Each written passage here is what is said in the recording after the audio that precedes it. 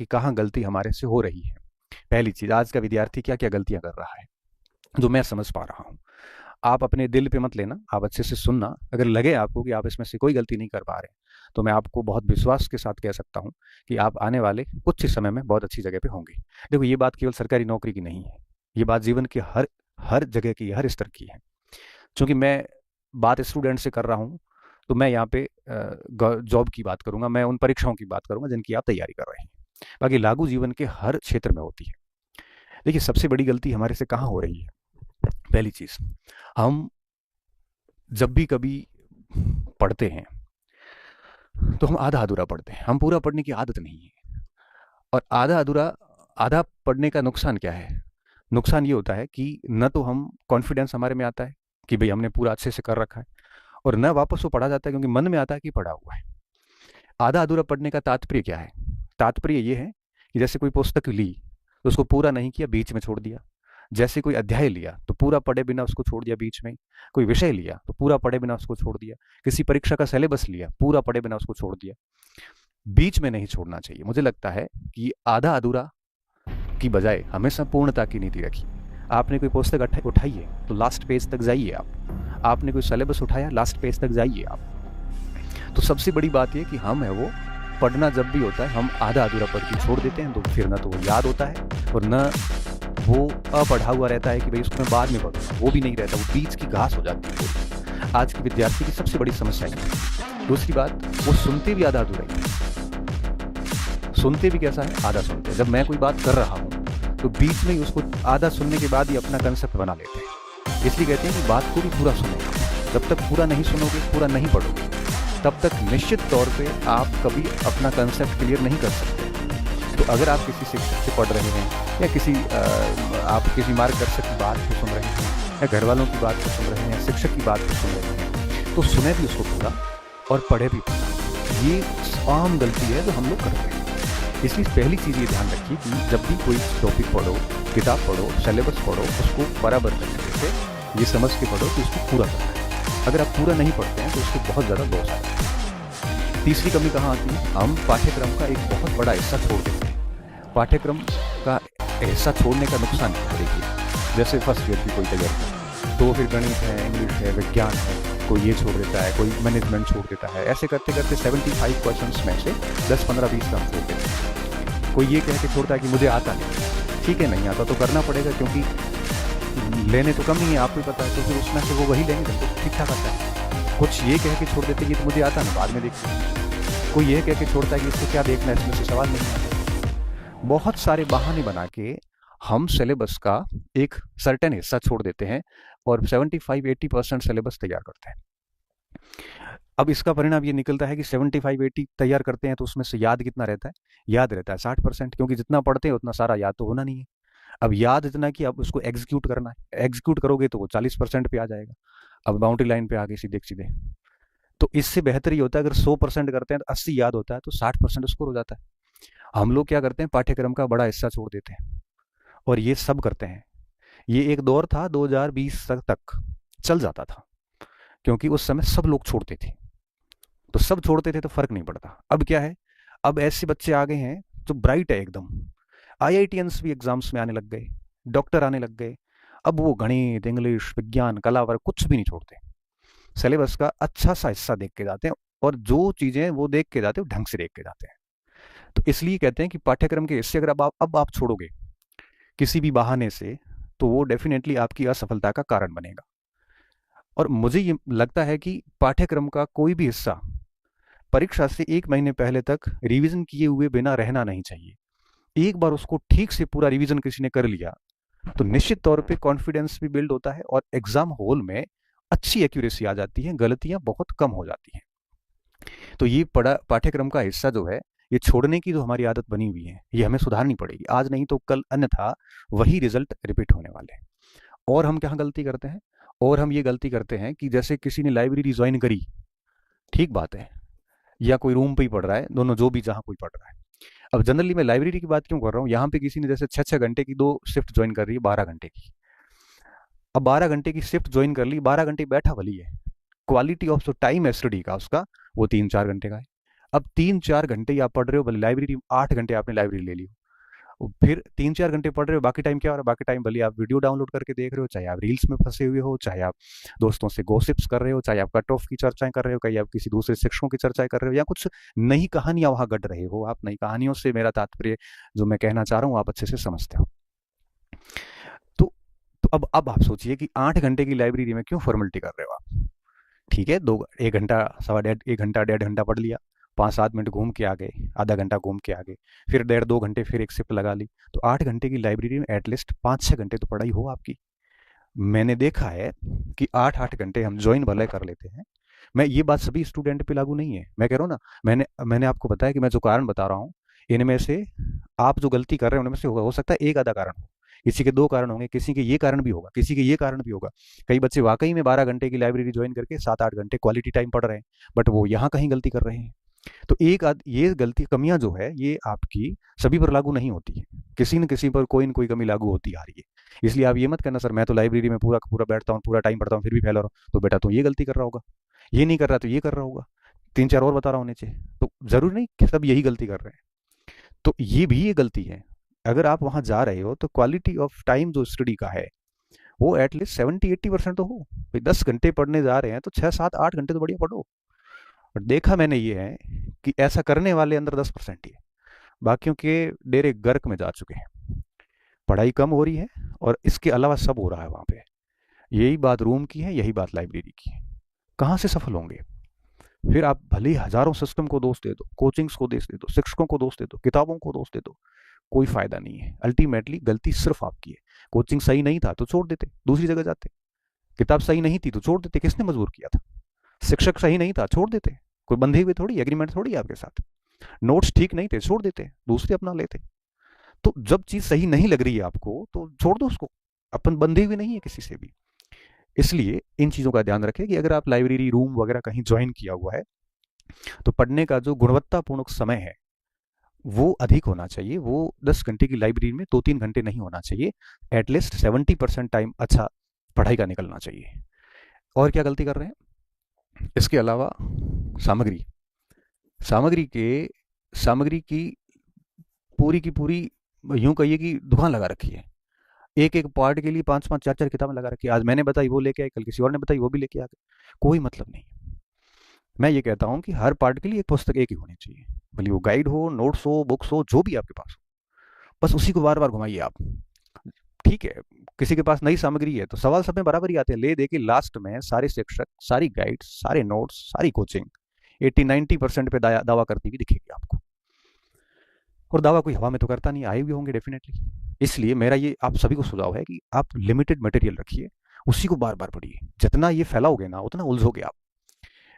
Guidance देने वाले दे देते हैं कि 20 किताबें बता दी, किताबें बताना आसान है भाई साहब, उसको पढ़ना पड़ेगा, उसको पढ़ना ही नहीं उसको याद भी करना पड़ेगा, उसको शॉर्ट भी करना पड़ेगा, ताकि आप एग्जाम से 15 दिन पहले अच्छे से रिवीजन कर सके। अब 15 किताबें लेके बैठे हो, 15 दिन में कैसे रिवीजन करोगे आप? तो लिमिटेड मटेरियल रखें आप और उसी को बार बार पढ़े, होना है तो हो जाएगा उसमें। तो सामग्री आपके पास में की दुकान पूरी नहीं होनी चाहिए, बड़ी लिमिटेड सामग्री होनी चाहिए। और क्या गलती कर रहे हैं हम? और सबसे बड़ी जो गलती कर रहे हैं वो परीक्षा से 15 दिन पहले, परीक्षा से 15 दिवस या 20 दिवस पहले, ये ऐसा टाइम होता है जो प्रॉपर रिवीजन का टाइम होता है, जब आपको जो कुछ अपनी तैयारी में आपने पढ़ा था उसको पूरा वापस पढ़ने का टाइम होता है। और इस समय हम क्या कर रहे होते हैं? इस समय कोई बच्चा नए टॉपिक लेके आ रहा है, कईयों ने पूरी तैयारी में कहा था लास्ट में देखूंगा, लास्ट में देखूंगा, अब लास्ट में इतना छोड़ दिया है कि लास्ट में 15 दिन में वो टॉपिक देखें, रिवीजन करें, उलझ जाता है। कुछ बच्चे वो लास्ट में छोड़े वाले वो टॉपिक देखने लगते हैं, कुछ स्टूडेंट चले जाते हैं यूट्यूब के ऊपर चढ़ जाते हैं मैराथन देखने के लिए। वो क्या होता है कि यूट्यूब के ऊपर जब भी कोई परीक्षा आने वाली होती है तो 1-2 महीने पहले उसका माहौल बनाया जाता है। फिर माहौल ऐसा सेट होता है मार्केट के यूट्यूब की दुनिया पे कि बच्चे सोचने लगते हैं कि यार मैंने ये अगर यूट्यूब नहीं देखा तो मैं पीछे रह जाऊंगा, और सारे उस पर आ जाते हैं प्रश्नोत्तरियों पे, और सब कुछ कंटेंट छोड़ा के अब वो 10-10 घंटे 15-15 घंटे उस पर बैठे। ऐसे भी होते हैं। जिस समय आपको अपनी सामग्री को वापस रिवीजन करने का वक्त आया उस समय आप प्रश्नोत्तरियां देखने लग गए, और इन प्रश्नों का परीक्षा के प्रश्नों से सीधे तौर पे कोई संबंध नहीं होता, क्योंकि जो 10 घंटे में आप जो 100 प्रश्न देखोगे वही 100 प्रश्न आप अपने रूम में बैठे बैठे 1 घंटे में कर सकते थे। क्योंकि एग्जाम टाइम में एक दिन जो होता है ना वो एक दिन में व्यक्ति इतना पढ़ता सच में कि सामान्य दिनों में व्यक्ति 10 दिनों में नहीं पढ़ता, इतना फास्ट काम करता उसका मस्तिष्क। तब आप सोचिए कि लास्ट 15 दिन सब कुछ बंद करके गायब होने का समय होता है, उस समय आप ये काम कर रहे होते हैं। ये फेल होने के लक्षण ही और क्या है। जब किताबों में सिर नीचे झुके होने चाहिए, वहां स्क्रीन पे पढ़े हैं और देखी हुई चीजें याद नहीं होती है। वो ही चीजें वापस पढ़िए जो सारी तैयारी के दौरान आपने पढ़ी थी। आप एग्जाम के एटलीस्ट 1 महीना पहले ये सोशल मीडिया की प्रश्नोत्तरी, यूट्यूब की वीडियोस वगैरह सब बंद कर देने चाहिए और सिर्फ 1 महीना लास्ट के अंदर पूरा कुछ आपको रिवीजन करना चाहिए। कई सारे बच्चे यहाँ गलती करते हैं, मैंने देखा है। यूट्यूब के उस माहौल से बचना चाहिए। मुझे पता है मेरी चीज़ों का असर अधिकांश वर्ग पे नहीं होगा, लेकिन मैं फिर भी कहूँगा क्योंकि मुझे ऐसा कहते हुए खुशी होती है कि मैंने आपको चेता दिया था, फिर नहीं माने तो ये आपकी समस्या है। मुझे ये नहीं लगेगा कि मुझे आते हुए भी मैं नहीं बता पाया। मुझे पता है मेरे इन बोलने से मुझे कितने खतरे हैं। ये जो कुछ भी ये लोग करते हैं वो सारे विरोधी हो जाते हैं। उनको लगता है कि मेरे को टारगेट कर रहा है, वो कह रहा है मेरे को टारगेट कर रहा है, जबकि मैं किसी को टारगेट नहीं कर रहा हूँ। मैं ये कह रहा हूँ, मैं सिर्फ स्टूडेंट को टारगेट करके बात कर रहा हूँ कि एटलीस्ट इन चीज़ों से बचें। करने वाले कर रहे हैं, मेहनत करते हैं, बहुत मेहनत करते हैं, मैं उनकी मेहनत को हैट्स ऑफ कहता हूँ। बट आपको समझदार बनना पड़ेगा। कोई आपको जबरदस्ती अपने मैराथन में ऑनलाइन लाइव नहीं करता है। आप खुद जाते ही क्यों भाई। ये रिवीजन का टाइम है। इस समय आप अगर यूट्यूब वीडियो पे चढ़ोगे तो निश्चित तौर पे वही परिणाम मिलेंगे जो आपको मिल रहे हैं। और कहाँ गलती होती है, और कहाँ गलती होती है, टेस्ट सीरीज में। ये टेस्ट सीरीज का कल्चर नहीं था पहले, ये अब आया है। हमारे टाइम में ऐसी कोई टेस्ट सीरीज नहीं होती थी। ठीक है, देनी चाहिए, मैं मना नहीं करूंगा, क्योंकि मैं कहूंगा कि नहीं देनी है तब आप रुकोगे नहीं, मैं कहूंगा कि देनी है तो भी आप दोगे नहीं। बट जो भी टेस्ट सीरीज देते हो, मुझे लगता है इसमें बहुत ईमानदारी रखी। लड़के इसमें भी नकल करते हैं, लड़के लड़कियां सारे। अब इसमें क्या नकल करनी है। इसमें नकल हम इसलिए कर रहे होते हैं ताकि आसपास के लोगों में अपनी रेपुटेशन बनी रहे कि मेरी अच्छी रैंक आ रही। भाई ये रेपुटेशन कोई काम की नहीं है, ये ध्वस्त हो जाएगी एग्जाम हॉल के अंदर और फिर लोग हंसेंगे आपके ऊपर। इसमें आपका एक, जो कहते हैं ना कि एक वास्तविक मूल्यांकन, वो कभी नहीं हो पाएगा अगर आप टेस्ट सीरीज के टेस्ट में भी नकल करते हैं। तो बेहतर होगा कि टेस्ट सीरीज अगर देते हैं तो बड़ी ईमानदारी से दें। परीक्षा हॉल में ऐसे टेस्ट सीरीज में ऐसे बैठे जैसे परीक्षा हॉल में बैठे। एटलीस्ट इन गलतियों से बचें आप, क्योंकि हम टेस्ट लेते हैं, हमें पता है कि बच्चे क्या कर रहे होते हैं। सिर्फ दुनिया को दिखाने के लिए, अच्छी रैंक लाने के लिए नकल करने बैठ जाते हैं। अब आप ये मत करना सर मैं नहीं करता हूँ, मैं कह रहा हूँ आप नहीं करते होंगे, लेकिन बहुत सारे ये भी करते हैं। इससे कभी भी उसका आत्मिक मूल्यांकन वास्तविक रूप से हो नहीं पाता और परिणाम ये निकलता है कि उसको अपनी कमियों के बारे में पता ही नहीं होता है कि वो कहाँ गलती कर रहा है। इसके अलावा टेस्ट सीरीज के अंदर कई जगह बुकलेट दे दी जाती है, बहुत सारी संस्थाएं बुकलेट देती है और वो उसी अपने कंटेंट से टेस्ट बनाती है। तो ठीक है ना, कोई बात नहीं, उन्होंने वो अपना उनका कंसेप्ट है। एटलीस्ट आपको समझदार होना पड़ेगा कि आपको अपना मटेरियल पढ़ना है या बुकलेट पढ़नी है। और दोनों के बीच में फंसे हुए हो तो लास्ट में क्या होगा कि आप उसको रिवीजन नहीं कर पाओगे। और डबल माइंड होते ही आप मुझे मैसेज करते हो कि सर अब मेरे पास मैं ये पढ़ूं कि वो पढ़ूं। भाई ये तो आपको सोचना चाहिए था पहले। अब वो ये नहीं पढ़ते हैं तो रैंक नहीं आती है, अब रैंक नहीं आती है तो डीमोटिवेट हो जाते हैं। अब ऐसा बच्चा कह रहे हैं अगर खुद का मटेरियल नहीं पढ़ता हूँ, ये पढ़ता हूँ तो रैंक अच्छी आती है, लेकिन खुद का मटेरियल छूट रहा है। जो कि पिछले 1 साल से पढ़ते आ रहे थे वो छोड़ दिया, अब नया पकड़ा हुआ है। बताओ। ऐसे मूर्ख लोगों को, ऐसे ना समझ अपरिपक्व लोगों का कोई स्थान नहीं है कंपटीशन में सफलता हासिल करने का।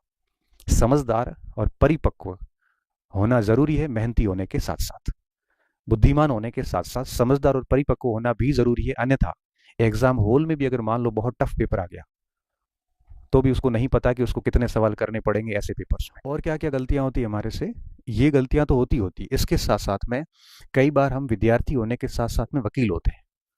हम क्या बन जाते हैं, वकील बन जाते हैं। जो कोई मेरा वकील है, कोई किसी और कोचिंग सेंटर का वकील है। अब जो मेरा वकील है वो दूसरों को गालियां निकाल रहा है। दूसरों के वकील, भाई देखो किसी को कुछ नहीं मिलना, टाइम खराब आपका हो रहा है। अगर आप किसी और शिक्षक को गालियां निकाल रहे हैं, उसकी आलोचनाएं कर रहे हैं, उसको कोई फर्क नहीं पड़ेगा आपकी इन आलोचनाओं से। और जिसके लिए आप उसको गालियां निकाल, वो भी आपको कोई पैसे नहीं देगा, क्योंकि वो अपना कारोबार कर रहा है। बेहतर है सभी का सम्मान करें और जिससे पढ़ना है उसे पढ़ते जाए, नहीं पढ़ना है तो छोड़ दें। इसलिए अपना समय खराब मत करो, अपनी ऊर्जा को यूटिलाइज करो। ऐसे चीजों में ऊर्जा खराब करने से कोई फर्क नहीं पड़ता। मैं मोदी जी को कितनी गालियां निकालूंगा ना, मोदी जी को कोई असर नहीं होता है। वो अपना काम कर रहे हैं, प्राइम मिनिस्टर ऑफ इंडिया, क्या दिक्कत है उसको। आप सोशल मीडिया पे देखो, कई बहुत वाहियात लिखते हैं, कोई फर्क नहीं पड़ता उनको। सेम सेम स्थिति है। आप मेरे बारे में कहीं पे भी कुछ बोलोगे, मुझे कोई असर नहीं होता। क्यों?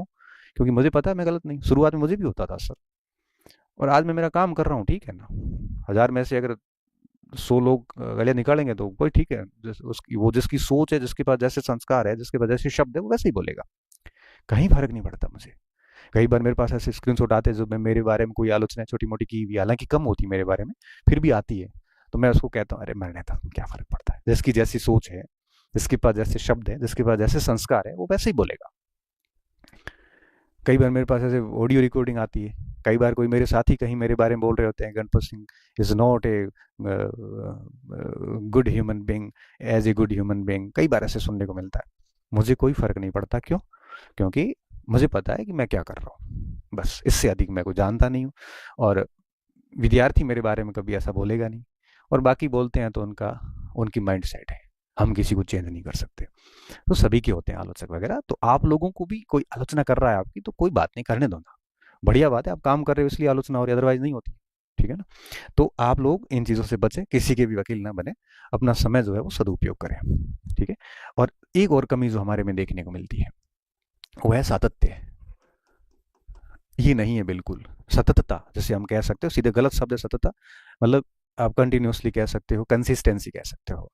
परीक्षा तक हम नहीं पढ़ते, हम बीच में तैयारियां छोड़ देते हैं।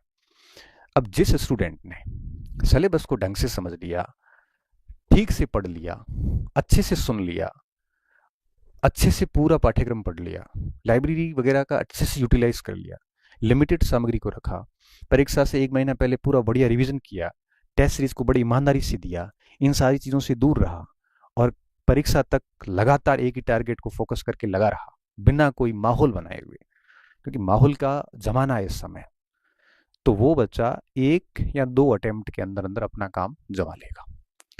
बाकी फेल होते रहेंगे, असफलताएं होती रहेगी, किसी और के ऊपर गढ़ते रहेंगे हम, कोई फ़ायदा नहीं है। मेरी यही बात मैं कहना चाह रहा था आपको। तो मुझे उम्मीद है कि ये चीज़ें आपको कहीं न कहीं फ़ायदा देगी और आप इन पे काम करेंगे। मैं आपकी भविष्य की, उज्ज्वल भविष्य की शुभकामनाएँ प्रेषित करता हूँ। तो मैं एक बार फिर चेता रहा हूँ कि अगर इनमें से कोई गलती कर रहे हो, तो बेटा आप सुधार लीजिए। अगर नहीं कर रहे हो तो अच्छी बात है, आप डेफ़िनेटली पास हो जाएँगे। मेरा किसी से कोई द्वेष नहीं है।